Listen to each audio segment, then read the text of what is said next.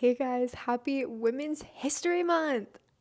I thought it would be fun and on theme for the month to look back at some of my favorite movies and recommend a few with some of my favorite female main characters. I can't definitively say that these are like the best female main characters ever. These are just ones that I really like. Maybe I can relate to them. I wanted to talk about so many and I had to cut the list down to 5 and it was really difficult. Anyway, let's get started. Also, spoiler warning for these movies. If you haven't seen the movie, you should probably just skip over the entire section because I am going to be talking about some plot points in order to tell you why I like these main characters. Okay, first up we have Nadine from Edge of 17. Nadine is me at my worst. Dead father, check. Clashing with mother, check. Generally makes bad decisions, check.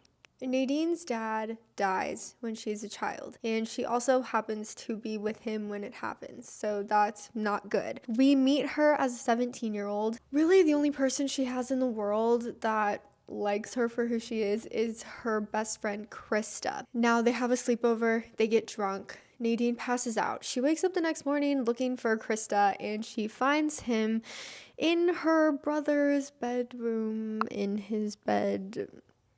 Yeah, it's not good. I feel like understandably she freaks out and is like, what the heck? My brother is a dick to me and I thought you were my friend and then you slept with my brother? No, yeah, that's not gonna slide. You have to pick between me or him right now. That's what she tells Krista. Krista's like, girl, I'm not gonna do that. And so then Nadine is like, fine, we're not friends anymore. Unfortunately for Nadine, this kind of leaves her feeling like she has no one. So she clings to her teacher, played by Woody Harrelson, and then also this kid named Erwin, who she's basically just using for his pool because like she knows that he likes her but she doesn't like him. She actually likes this other guy, and so she also tries to initiate a relationship with him, and turns out he only wants to hook up with her because they're 17 and he's like a popular guy. Chaos ensues. After the events of the entire movie, Nadine ends up having a conversation with her older brother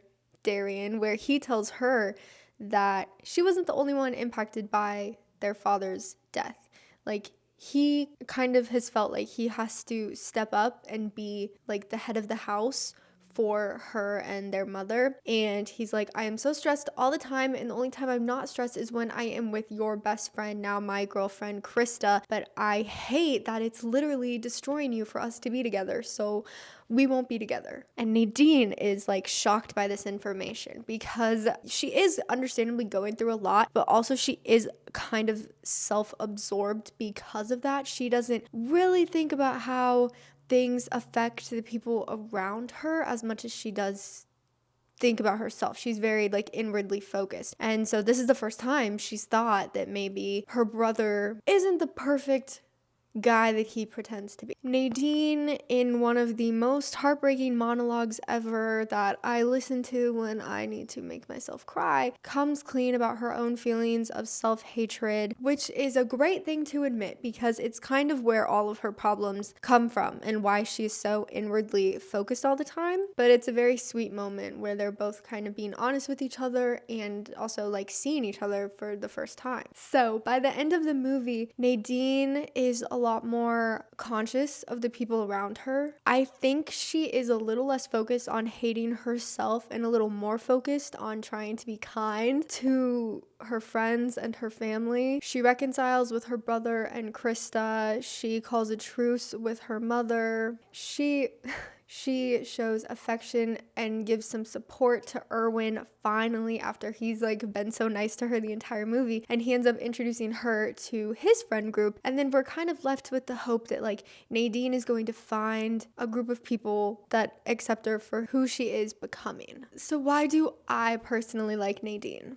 I think she is very relatable for a multitude of reasons, not just to me, but to everyone. And I think her growth is really beautiful throughout the movie because she really is her own worst enemy. Yes, she causes all of her problems, but she also ends up fixing them by the end. And she hurts a lot of people, but she also realizes that and takes the steps to apologize and actually show them that she's trying to do better. I think that's really what growing up is, not only at 17, but throughout your whole life. I still do some of the things that Nadine does in the movie, and everyone makes mistakes and bad decisions, but it's nice to have the hope that things can get better and you can change and fix things. I just love this movie. It's a comfort movie to me, specifically when I'm sad, because we kind of see Nadine hate her life, hate herself, destroy her life a little bit and her relationships, but then we're left with the sense of hope that like we have the power to change.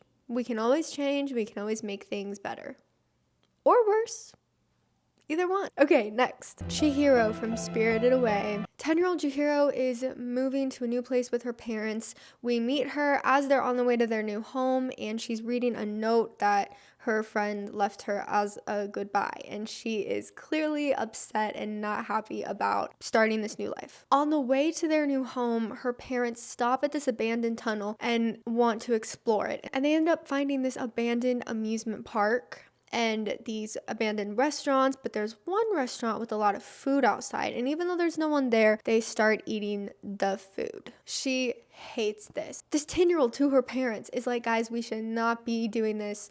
We're gonna get in trouble. Like, we should not be here. If someone finds out they're here, it's gonna be bad. And they're like, don't even worry, like, we'll just pay for the food. They don't listen, and then they get turned into pigs. Chihiro has to take a job in the bathhouse. She has to confront this old witch named Yubaba, which is very scary, but she has to beg her to give her a job so that she can work in the bathhouse and stay in this magical world until she's able to find a way to get her parents and get out of here. She faces a lot of challenges during this time, and she makes a lot of mistakes. She is disliked by almost all of the other workers because she is a little human girl that doesn't know how to do labor and has never had a job before. But eventually she finds her people, she kind of gets into the swing of things, and the people around her start to be drawn into her by her kindness. Eventually she has to go on this journey to save Haku, who is probably her best friend, at this bathhouse, and he has been the one helping her from the very beginning. She has to go on this journey to save him. It's very selfless of her. She takes her new friend, she goes on this journey, she saves him, and then she has one final test from Yubaba, which everyone is like, hey, this isn't fair, but she's like, no worries guys, I'll do it, before she gets freedom for her and her parents, and they're allowed to go home. At the very end of the movie, as her parents are getting back into the car, they're like, Chihiro, we know it's really scary. We're moving to a new place. We have a new house. It's a new school. It's a lot. It's okay to be scared. And she's like, I'm not scared. The end. I love all of the Studio Ghibli characters. I think Hayao Miyazaki writes really great female main characters, even if they're young children like Chihiro. But I think that Chihiro really fits the theme of this movie because she has a very visible journey and change throughout the movie, where at the beginning of the movie, she's a scared little 10-year-old girl who doesn't really know how to even speak up for herself. And then by the end, she's very courageous and brave, and she's not afraid to stand up to people. And she's not afraid to fight to help the people that she cares about. And she's not afraid to be kind to people as well. Love her. Next, Jane from 27 Dresses. What if I said this is my favorite rom-com? What would that tell you about me? Jane loves weddings. She has been a bridesmaid for 27 weddings just because people have asked her to, and she wants to make their wedding day the best day of their lives. One night, she is running between two weddings, and she runs into reporter Kevin Doyle, who writes beautiful, lovely pages about weddings in the newspaper. But he actually doesn't like weddings and doesn't believe in love, so he thinks it's crazy that she has been in 27 weddings and loves weddings so much. Jane is in love with her boss, like every other lead in a early 2000s rom-com. And when her little sister comes to visit, her little sister, Tess, falls in love with her boss, George, and he falls in love with her, and then they decide they're gonna get married in 3 weeks. Ooh. And Jane is not only a bridesmaid for them, but she is also planning their wedding. Because her sister asked, and of course she said yes. Tess and George want their wedding covered in the newspaper, and oh my gosh, Kevin is the guy who is covering it. So Kevin starts spending a lot of time with Jane and asking her about Tess and George and kind of uncovering her feelings towards the two of them. They're getting close. She tells him about her love of weddings. She even shows him all 27 dresses and tries them on, and he's taking pictures. It's very cute. But he decides to start secretly writing a piece about her and the fact that she's been in all these weddings without her knowledge. Hijinks ensue. They go to a bar, they sing karaoke of Elton John's Benny and the Jets, and in a moment of passion, they hook up. Jane obviously regrets it the next morning, and Kevin didn't regret it, but now he does, and he's very hurt by her feelings of regret. Throughout the movie, Kevin has been subtly encouraging Jane to speak up for herself. He's been poking holes in her people pleaser beliefs and the way that she justifies her actions to herself. Someone knocked at my door, and I can hear them going to every single other door knocking. So I don't like that. Okay, anyway, now I'm scared. I'm gonna talk quieter now. Basically, with subtle encouragement from Kevin, Jane decides to blow up her life. She's kind of always taken a backseat to her little sister. She's letting her sister marry the man that she loves. She's letting her sister take her dream wedding venue. She's letting her sister take their mother's wedding dress that she always wanted to wear and cut up into tiny pieces. So she finally explodes at her. She stops caring about other people's feelings so much and starts putting herself first. She stops being a people pleaser, and she finally learns how to tell people no. It is a happy ending for Jane. She of course ends up with Kevin by the end, who sees her for who she is and loves her for who she is. She has a wedding, and all of the brides that she was a bridesmaid for are her bridesmaids, and they're all there in their respective dresses, and it is such a lovely emotional moment. This is my favorite rom-com. I love that Jane has always believed in love, even when she hasn't found her happy ending yet. And she still wants to help other people achieve their happy ending, which is so beautiful. And I probably relate to Jane because as much as I try to not, I do love the idea of love. And also I am a people pleaser, but I love that by the end, Jane gets what she wants. She's made everyone around her so happy and helped them get their happy endings. I love that by the end, they all help her get her happy ending. I love it. Next, Tiana from Princess and the Frog. I feel like with this movie, I could actually talk about Tiana and Lottie, so I'm going to. Growing up, Lottie's father is the mayor of New Orleans, and Tiana's mother is a seamstress. She makes dresses for Lottie, but Lottie and Tiana are genuine friends as kids and as they grow up their whole lives. Growing up, Tiana cooked all the time with her father, but he unfortunately passed away before he was able to fulfill his dream of opening his own restaurant. So Tiana decides that she is going to fulfill his dream. She kind of takes it upon herself that she is going to open the restaurant that her father always wanted. And her mother wants to make sure that Tiana is doing this for herself because she wants to open a restaurant and not just because she thinks it's what her father wanted. And that she is following her own dreams because she works multiple waitressing jobs in order to save up enough money to put a down payment on the space for the restaurant.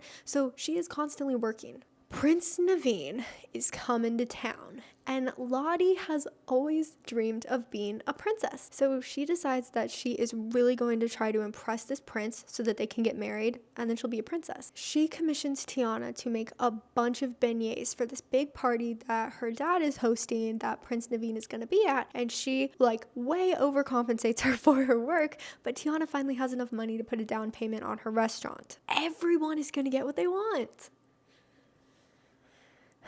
Except that someone already paid in cash for the restaurant right before Tiana was going to. And she's upset. She's heartbroken. Lottie tries to clean her up, cheer her up, but it doesn't really work. So Tiana decides to wish on a star because that's what Lottie's always done. And it seems like Lottie has everything she's ever wanted. So Tiana wishes on a star. And then a frog shows up. And she's like, well, Lottie would kiss the frog. And so maybe I need to kiss the frog. However, instead of the frog turning into a prince, Tiana turns into a frog. And also the frog is Prince Naveen. The two frogs go on a journey together with friends and villains to try and turn back into humans. They get to know each other. Naveen's free spirit rubs off on Tiana. Tiana's responsibility rubs off on Naveen. And they care for each other. Prince Naveen wants to propose to Tiana, but she still doesn't think that she wants love. She still has her heart set on her restaurant, and so Naveen decides that he is not going to marry Tiana. He's going to marry Lottie, and then with that money, he's going to give Tiana enough money to open a restaurant because he loves her and he loves her dream and he loves how much she loves her dream and he wants her to have her dream. But she realizes that her dream includes him now too because she loves him too. Crazy things happen. They miss the deadline to turn back into humans, but they think it'll be okay that they stay frogs as long as they're together because they have love. So they have a big bayou wedding as frogs. When they kiss, they turn back into humans because when they got married, Tiana became a princess and so now they're human. Together, they open a restaurant. Tiana cooks, Naveen plays music, and it's a happy ending for everyone. I think it's pretty common, especially in movies nowadays, to kind of preach to girls that you don't need love. All you need is a dream. And you can be independent and you can work and achieve whatever that dream is, which is usually work. It's usually like a dream job. You can work towards it, achieve it all on your own, and then be happy and completely fulfilled. But I really like that in this movie, it's a mix of both. It's a mix of work ethic and achieving your dreams, but also accepting love. It doesn't have to be one or the other. It can be a mix of both, and I think that's a nice option to show people. Tiana doesn't give up on her dream for love, and I love that she doesn't give up on love for her dream. She is very passionate and driven and ultimately gets everything she wants, and I think that's wonderful because she deserves it. Last but certainly not least, Suzu from Belle. This is a Beauty and the Beast retelling in a digital world. Our main character Suzu is really struggling when we meet her. Growing up, she loved music and songwriting, and she did it a lot with her mother. But one day there was a flood, and her mother went into the water to rescue a kid that was stranded, and she ended up losing her life in the process. So Suzu really resents her mother because she feels like her mother picked a stranger's child over her. So she stops singing. She doesn't know how to talk to other kids. She doesn't know how to talk to her father. But a new app comes out called You. It's like a virtual reality that you can go into, but you don't create your own avatar. The app like scans you, and it like makes one based on your innermost thoughts and feelings. After some convincing from her friends, Suzu decides to join the app and go into the world, and she really finds her voice there. It's still her voice, but it's behind an avatar, and so it's a lot easier. And she gets famous on this app. She holds huge concerts and everyone knows who she is. They give her the name Belle, but no one in her real life even suspects her of being Belle because she just acts so different in her real life. The part of this that is a Beauty and the Beast retelling is this really strong, unbeatable character that goes by the Beast crashes into one of her concerts one day because he's being chased by like the police of this world. The police have given themselves the power to govern the people of this virtual world, and if you don't abide by their rules, they will zap you out of existence, like taking justice into their own hands. But is this really justice? And who is the Beast? And is he really as bad as everyone says? Suzu wants to find out. Due to Suzu's bravery and kindness and her insistence on finding him, her and her friend are able to find the Beast in the virtual world. And they realize that something bad is happening to him. Suzu has to help him. She's able to find the Beast in the real world and help him and translate all of her courage and strength and bravery from the virtual world into the real world. In order to do this, she unmasks herself online. She takes off the beautiful avatar persona and stands as a regular teenage girl in front of millions of people and sings her song, and it's such a beautiful moment. By the end of the movie, Suzu realizes that she's a lot more like her mother than she thought. She was selflessly willing to sacrifice herself in order to help someone that she barely knew because she felt like it was right. So she finally finds some peace with her mother's death and her mother's intentions, why she did what she did. She's able to enjoy music again. She's able to surround herself with friends that care about her, and she's able to start connecting with her dad again. I love the way that this movie represented Suzu's grief. She wasn't actively being mean or trying to isolate herself from people, but that's just what happens when you are grieving or depressed or dealing with anything kind of heavy like that. I love that by the end of the movie, not only has she gained some peace, but she's also gained confidence in herself. She feels brave and she feels courageous, and she's able to accept the love that the people around her are trying to give her. It's beautiful. Okay, guys, those were the 5 movies that I picked out to talk about today. If you haven't seen them and they sounded like they would be interesting to you, I hope that you check them out. Feel free to leave a comment. I'd be interested to know who your favorite female main characters are. Like I said, I like a lot, but I didn't want this video to be too long, especially since last week's video was already over an hour. We need to get back to short videos, I think. So again, thank you for watching. I hope you have a great Women's History Month. Make sure you tell the women in your life that you love them and appreciate them, and I will see you next week. Love you. Bye.